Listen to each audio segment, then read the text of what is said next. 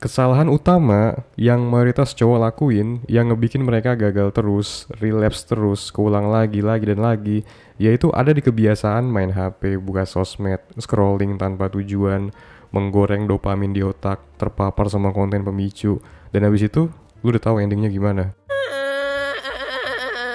Lu harus tahu, ini tuh kebiasaan yang sama sekali nggak ngebantu proses berhenti PMO. Yang ada malah memperburuk. Lu harus berhenti dan menggantinya sama kebiasaan-kebiasaan yang mensupport diri lu, supaya lu jadi males buat ngelakuin PMO, efek dari kebiasaan-kebiasaan yang sehat ini. Apa aja kebiasaan-kebiasaan itu, Bang? Nah, di video kali ini kita akan bahas kebiasaan atau hobi keren yang sangat gue sarankan untuk lu mulai lakuin dari sekarang selama proses berhenti PMO yang saat ini lagi lu perjuangkan. Berhenti PMO itu kan reset otak, dopamin detox, reset dopamin. Hobi yang lu lakuin selama ini kayak ngegame atau sosmed mainly contohnya, itu malah mensupport diri lu buat terus ngelakuin PMO karena ngegame dan sosmed tadi activate hormon dopamin di otak lu dalam kadar yang berlebihan. Kondisi yang sama terjadi pas lu lagi buka situs PRN sambil colai. Nah, karena kondisinya mirip, dopamin jadi hyperaktif. Otak lu jadi bakal mengaitkan antara sosmed, gaming dengan kegiatan PMO.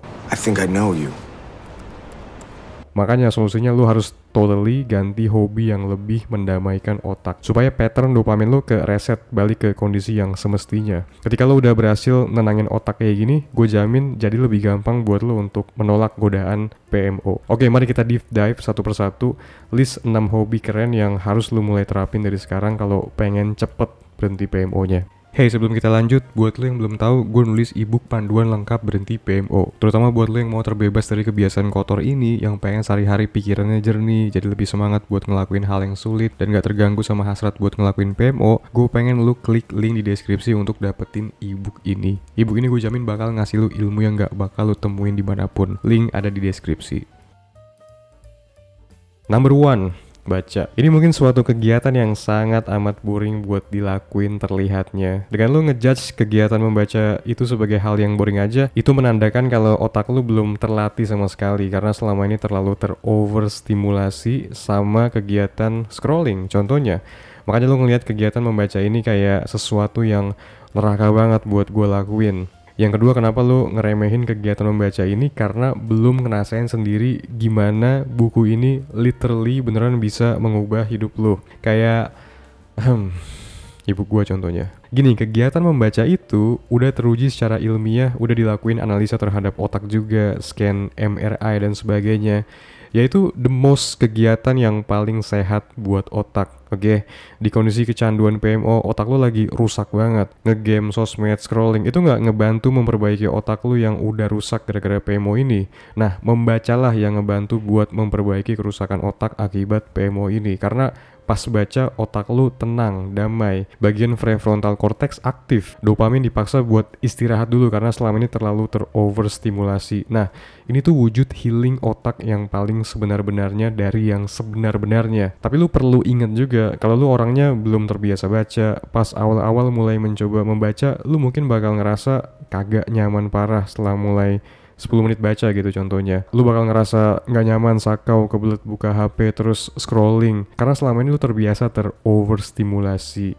Ini normal dan ya harus dibiasain, di-push terus supaya makin lama kegiatan baca jadi terasa lebih effortless buat lu untuk lakuin. Udah gitu baca juga nambah wawasan kan, nambah perspektif. Ini juga berguna buat makin ngeyakinin lu lagi untuk berhenti PMO karena nggak ada sama sekali orang sukses, orang terkenal, orang berhasil, orang top dunia yang ngelakuin PMO, yang mengendorse PMO kalau PMO itu kunci kesuksesan mereka. What the f***?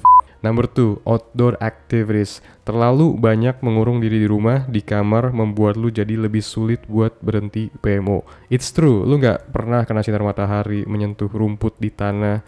Setelah balik sekolah, kuliah, atau kerja, lu langsung balik ke comfort zone lu buat nyantai, rebahan, scrolling, ngegame, pasif, masuk mode full konsumtif. Ini rawan banget menggoda lu buat menyentuh PMO dan akhirnya apa? Relapse. Gimana kalau gini aturannya? Kamar boleh lu pakai hanya ketika lu pengen tidur pas malam atau bobo siang. Selain dua kegiatan ini, lu harus bisa survive di luar kamar. Kalau lu yang tinggal di daerah pedesaan, pegunungan atau pesisir pantai, itu beruntung banget. Nggak ada alasan buat lu untuk stay ngurung diri di kamar karena dunia luar yang indah terlalu sayang buat lu lewatkan. Lu bisa hiking atau jalan-jalan di pantai gitu kan, hal-hal yang berhubungan sama explore alam, jalan di hutan atau taman kota mungkin buat lu yang tinggal di kota. Kalau misalkan di kota lu ada fasilitas kayak gini, itu ampuh banget buat meredam nafsu PMO lo. Asal jangan sambil main HP fokus ke HP, ini sama aja bodong. Kalau di pantai misalnya kayak di Bali, ya tetap jaga pandangan, fokus ke lautnya aja, oke bro? Sir, yes sir! Intinya lu harus lebih banyak ngabisin waktu di luar kamar lu, bersentuhan sama alam. Karena pas lagi di luar juga kan lu pasti menjaga tingkah kan, karena ada orang yang merhatiin. Ini efektif buat meredam nafsu PMO lu, kecuali kalau otak lu udah terlanjur rusak parah kayak eksibisionis yang mamerin alat kelaminnya di umum. Ini solusi buat dia ya dimasukin ke rumah sakit jiwa. Number 3, olahraga. Bang, tapi problemnya kalau olahraga setelah gua ngelakuin leg day, biasanya abis itu gua sak nih bang. Kenapa ya?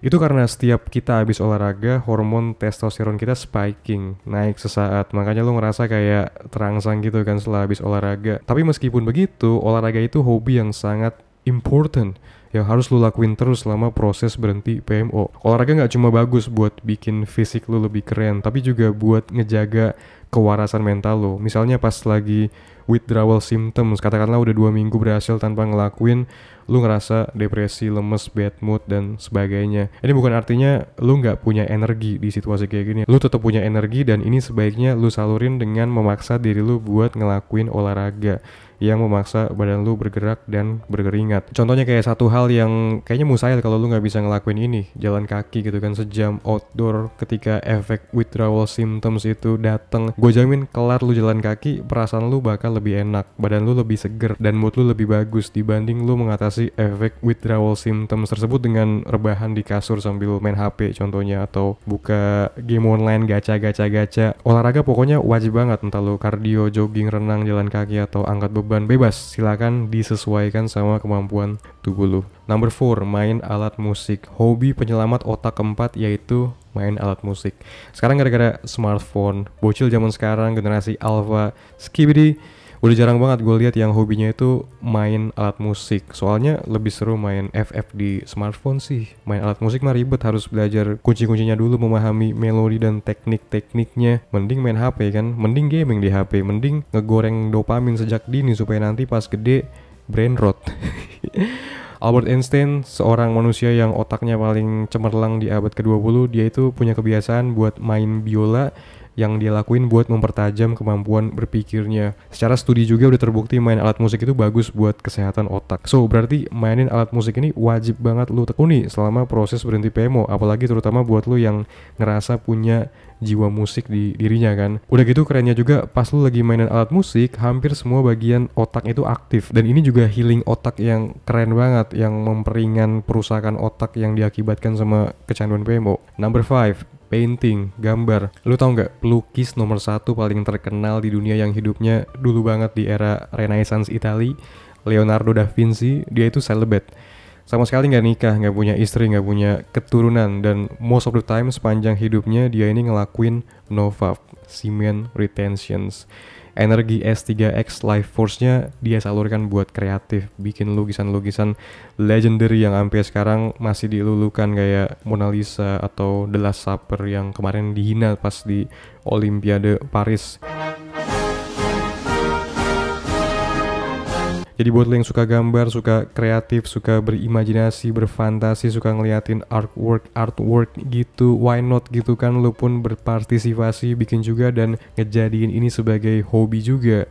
Daripada sejam dihabisin pasif scrolling ngeliatin konten garbage di sosmed yang mana ini berpotensi membuat lo terpapar sama konten pemicu PMO, mending lo ambil pensil sama kertas dan sketching objek-objek visual yang lo suka selama ini. Ini juga menyehatkan otak juga, terutama otak bagian kanan yang ngurusin bagian visual dan kreativitas. Number 6, journaling.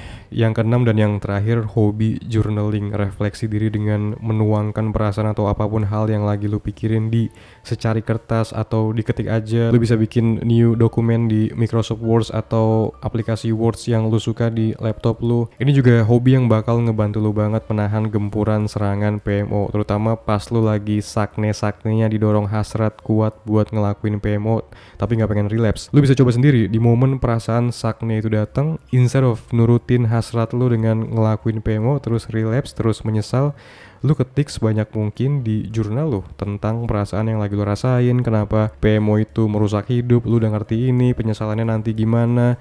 Naluri lu tuh pasti bilang, please jangan ngelakuin PMO, bego, ini tuh tolol, ini tuh abnormal. Nah, dengan lu mewujudkan naluri lu ini ke dalam bentuk tulisan yang bisa lu lihat dan lu cerna, lu teliti, perasaan sakne lu yang sebelumnya kuat banget bakal turun. Karena lu akhirnya jadi bisa berpikir waras gara-gara journaling ini. Ini hobi sehat yang juga harus lu adopsi selama proses pemulihan lu dari PMO addiction. Itu dia guys, 6 hobi sehat bermanfaat yang gua jamin bakal mensupport banget diri lu buat sukses dalam hal perjuangan berhenti PMO menuju 90 hari bersih. Harapannya like, share, komen, subscribe this channel. Kalau lu pengen support gue lebih lanjut, get my ebook panduan lengkap berhenti PMO permanen. Ini fix bacaan yang bakal merubah hidup, bukan sekedar bacaan gimmick ala-ala motivasi yang cringe bro. Ini beneran quality product yang pernah gue bikin. Atau course belajar bikin konten yang gue rilis di Udemy, selalu diskon, always diskon. Tenang aja, lu bisa menggunakan kode voucher yang gue cantumin di link di deskripsi di bawah ini. Oke, my man, thanks udah mampir. I'll see you again in the next video. Ciao.